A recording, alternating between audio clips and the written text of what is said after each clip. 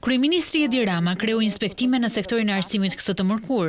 E nisi mëngjesin me pedagogët e Politeknikut, ku po kryhet rikonstruksioni i Fakultetit të Gjeologji Minierave, për të siguruar kushte më të mira studimi, me laborator modern dhe salla leksionesh e seminaresh me standarde europiane.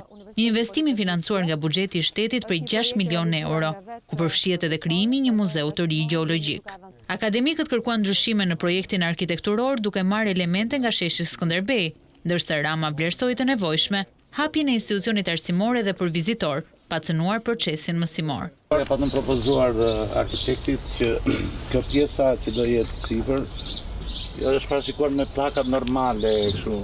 Dhe patëm menduar një imitim të asaj idesë së sheshit Skënderbej. Po duhem për disa variante që t'i shohim. Mos të ngelemi vetëm në kuadrin e një muzeu gjeologjik të universitetit.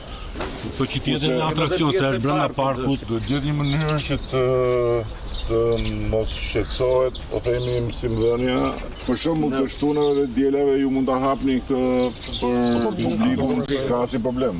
Sugjerimet ishin të shumta gjatë vizitës në kantier, ku vure mungesa hapësirës për parkim brenda universitetit. Me zbatutave, Rama lajmëroi krijimin e një parkimi të ri publik. Për parkim makina, se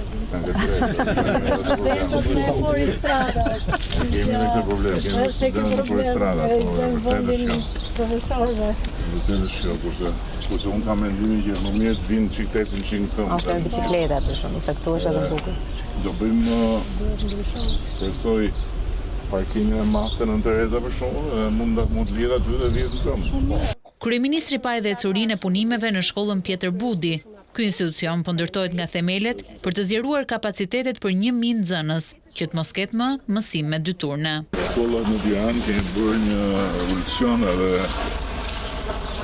ndërtuar një model që është i standardit më të mirë evropian.